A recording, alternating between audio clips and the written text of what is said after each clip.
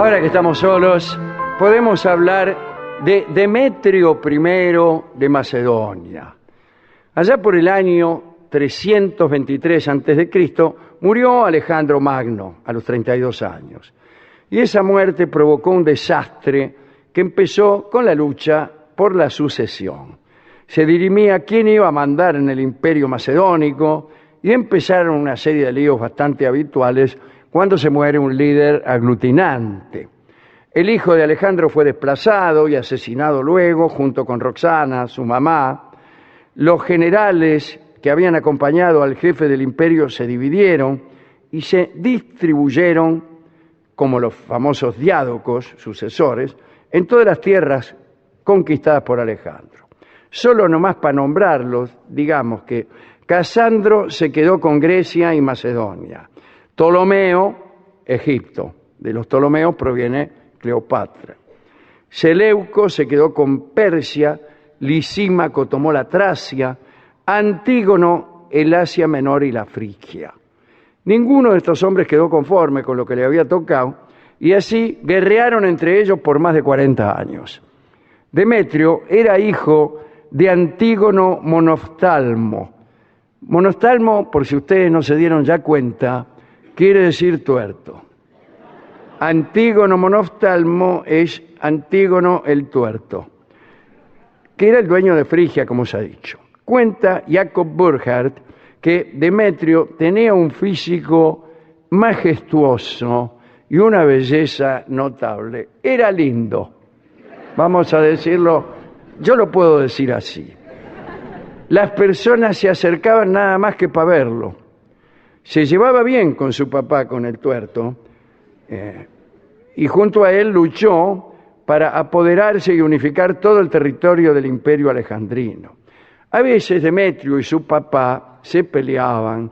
Dicen que Demetrio luchaba por evitar algunas estupideces del tuerto, que por ejemplo creía tener sueños premonitorios. ¿Usted sabe lo que es tener un padre que cree tener sueños premonitorios y se basa en ellos?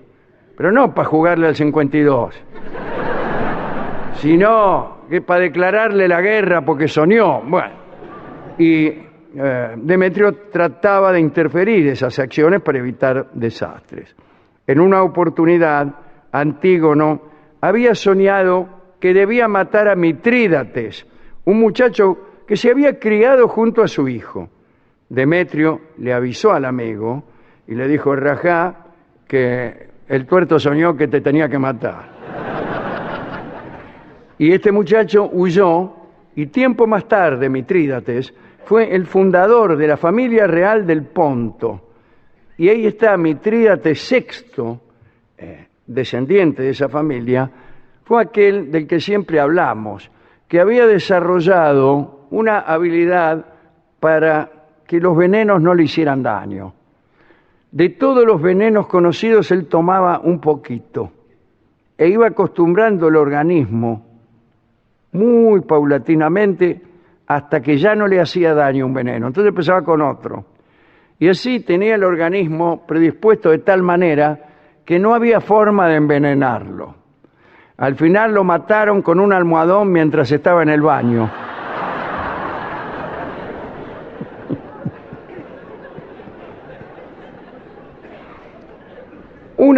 Volvamos a Demetrio, ¿no? Una de sus primeras luchas fue contra justamente Ptolomeo, eran los de Egipto.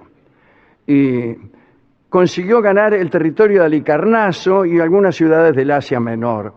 Y luego emprendió su famosa expedición para librar de la tiranía de Casandro a toda Grecia. Consiguió tomar el puerto de Atenas y de Megara y después entró en la propia ciudad de Atenas. No sé si el puerto de Atenas sería entonces el Pireo.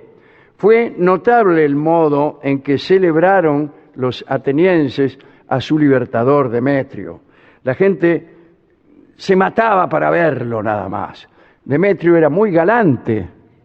Dicen que no conocía otra forma de unión carnal que no fuera desarrollada en un foro orgiástico. Es decir, si no era en una orgía, él no entendía nada. En Atenas se encontró el lugar propicio. Dice nuestra fuente, Burckhardt, que la estadía en Atenas le proporcionó un recreo en su vida de campaña y transformó el Partenón, que era donde se había instalado, en un lupanar. Demetrio amaba a hombres y mujeres. Cualquier ómnibus lo dejaba en las inmediaciones. Uno de sus perseguidos, digamos, fue un tal Damocles, que para escapar de la persecución, del acoso de Demetrio, que se había emperrado con Damocles. Bueno, este Damocles se tiró a un caldero de agua hirviendo. Y Damocles suscitó, más que la admiración de la gente, el estupor de los ciudadanos que realmente no entendían aquel ejemplo de pudor o de rechazo. Y decían, ¿y por qué lo rechazó? Se ha dicho que las orgías de Demetrio eran pobladas por unas 50 personas. Y Demetrio iniciaba su participación recién cuando podía pasar inadvertido entre los participantes de un frenesí que ya había llegado a los momentos más encumbrados. Es decir, esperaba un cacho. Dejaba que los demás hicieran el trabajo preliminar. Y cuando ya estaba el asunto a punto de caramelo, ahí aparecía con las manos en la cintura Demetrio y decía, a ver, ¿qué está pasando aquí? Demetrio continuó solo sus conquistas para hacerse de aquel imperio dividido, ya sin la ayuda de su papá, porque el tuerto murió bajo los pisotones de elefantes que había reclutado Lisímaco de Tracia. Después de Atenas, Demetrio quitó a Ptolomeo el dominio de Chipre.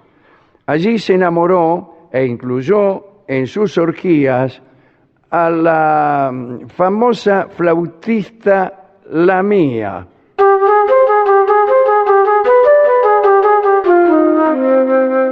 Qué lindo tener una flautista en la orgía.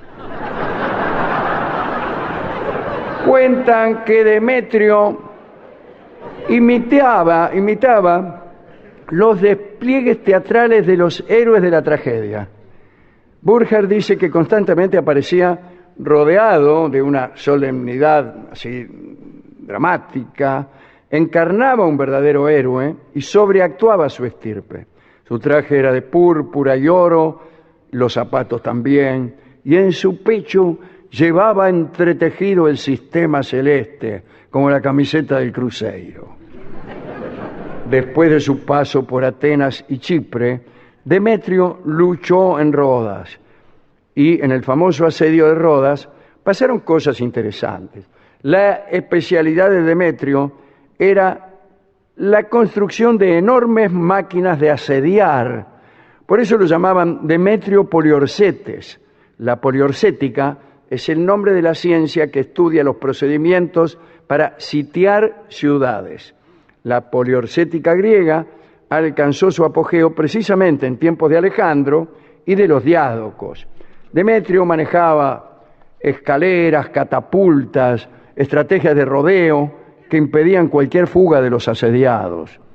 La isla de Rodas era una república mercantil, tenía una gran armada naval que controlaba la entrada al mar Egeo. Rodas mantenía tratados de neutralidad con otros imperios para proteger el comercio y tenían una buena relación con Ptolomeo Soter.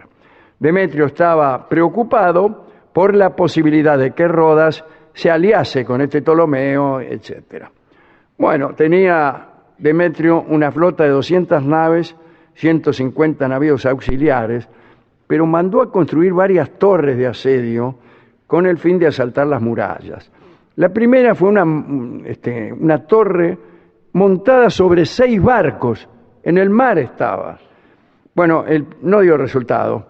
Los barcos naufragaron en una tormenta justo antes de que la torre pudiera ser utilizada. Después se intentó con otra torre, ya en tierra, se la llamó Helépolis y era descomunal. Medía unos 43 metros de alto por 22 de base y era móvil. tenía 9 pisos, estaba cubierta con placas de hierro para que las flechas no le causaran daño.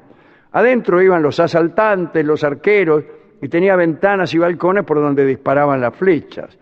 También llevaba catapultas, tenía ruedas de 5 metros de diámetro que se accionaban con tipos adentro de la rueda corriendo como hámsters. Pero Demetrio se tuvo que guardar la torre Helépolis porque los defensores rodios, expertos en defensa, inundaron el terreno y la torre se le encajó.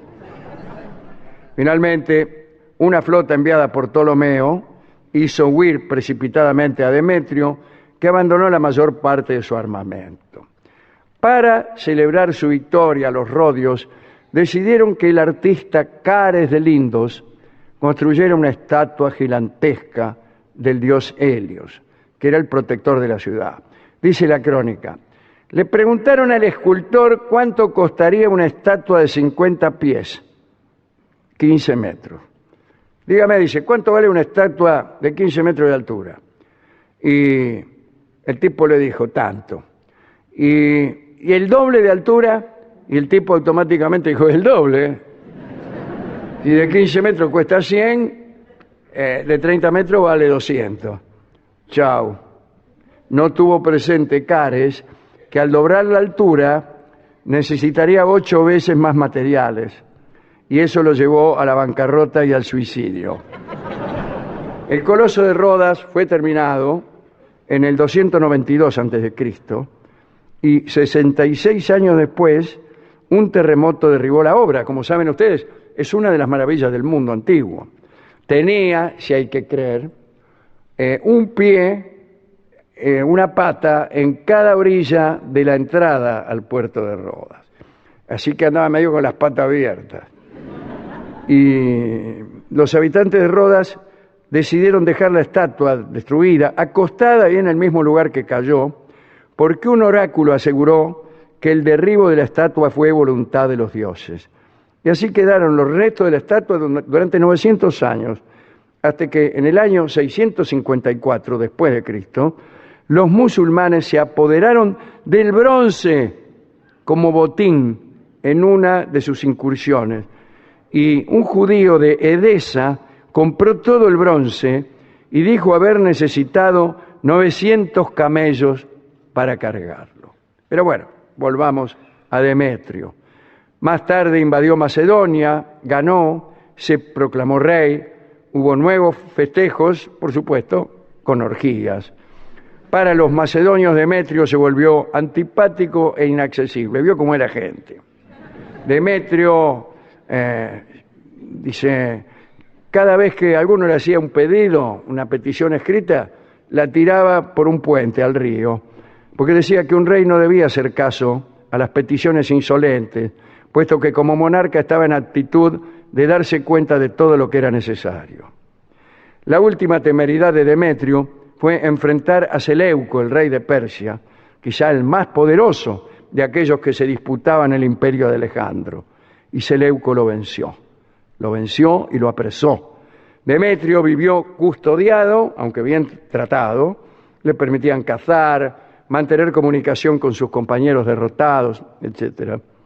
Demetrio se sentía humillado y escribió a sus compañeros de sus tierras de Frigia un mensaje, según el cual debían ocultar toda noticia referente a él, diciendo que estaba muerto. Pero parece que se enteraron de que estaba vivo y muchos de sus viejos enemigos le pidieron al rey Seleuco que lo liquidara. Incluso le ofrecieron oro para que liquidara a Demetrio. Pero Seleuco no lo mató. Prefirió tentarlo con unos excesos que lo fragilizaron lentamente. Demetrio reunió nuevas muchachas, bebió en cantidades que lo debilitaron hasta morir, cosa que sucedió en el 283 a.C. Tenía 54 años. Así les pasa a los que se entregan a la parranda sin límite. En su homenaje cantaremos una canción compuesta por el mismo Demetrio, y que se llama